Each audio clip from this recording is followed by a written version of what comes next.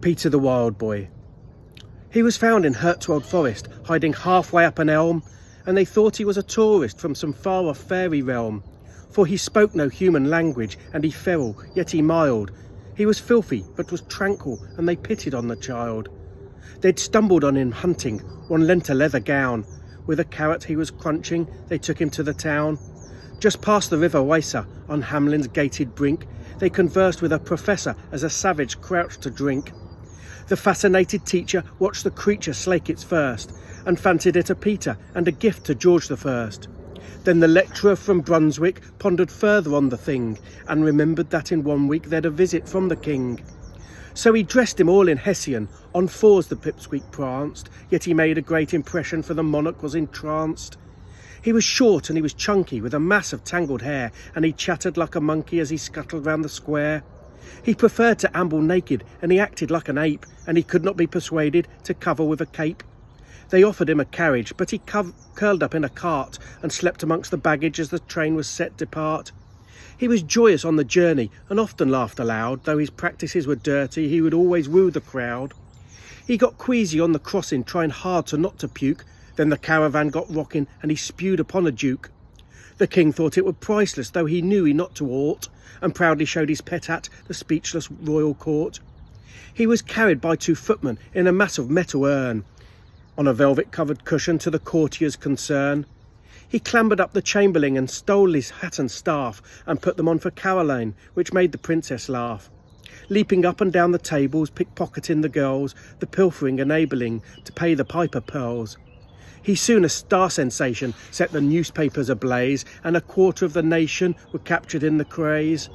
And writers wrote of his displays, and poets put him in their plays. Thinkers thought him out of sync, or reflected on a missing link. Some said he sort of simian, some said he'd shed his wings, and his name spread out of Britian to other courts of kings. He entertained an audience each day for every week, till Caroline chose Arbuthnot to teach the boys to speak. Teach him how to walk correct, as he'd put his hands in shoes, to not be raw and reckless, and to learn his P's and Q's. But Peter was a wild one, and ignored what he was told. Soon the courtiers grew tired of him in snatching at their gold. They tired of his habits and his lack of etiquette, bouncing like a rabbit for his mental deficit. They complained about his grunting to Her Highness Caroline. He repulsed them by his munching when it time to dine. For he's such a sloppy eater, with uncultivated charm, so the doctor took off Peter to his Bulboyne Valley farm. The princess paid his pension before her tragic death.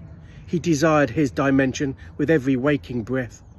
Arbuthnot failed in training, and his failure sorely felt, as every day a caning or a beating by a belt, as he could not master English, nor would not sleep in bed, opting to be mingling with animals instead.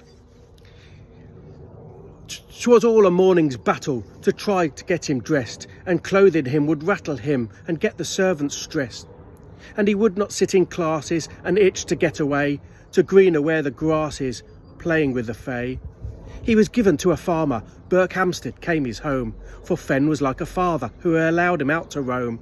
As he liked to walk in nature, though he never learned to speak, still was viewed by all his neighbours as utterly unique. He kept no earthly treasures, did not join communal games, but he had his little pleasures, like gazing into flames, eating onions like they apples straight out of pickle jars, or squeaking at small mammals and staring at the stars. One day he saw a mirror and realised he was old. Then he wanted nothing dearer than returning to the fold.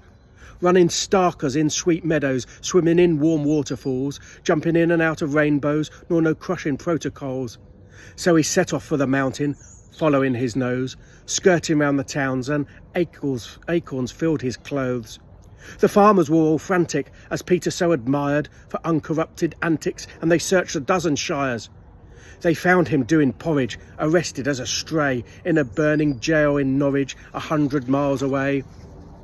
They fitted him a collar and placated him with gin, a tag etched into copper to halt his wandering. Yet he wondered and he wondered what his old playmates would say, as now he looked 100, whilst they still young and gay.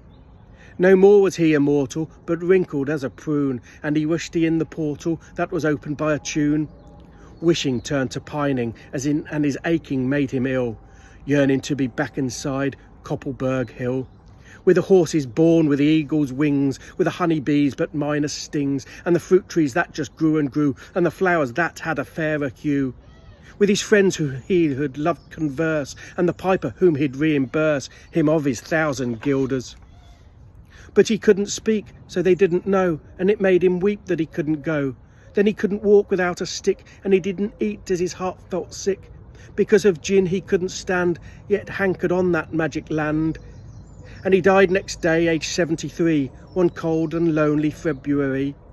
A gentle soul devoid of malice, and Peter's portrait's in the palace.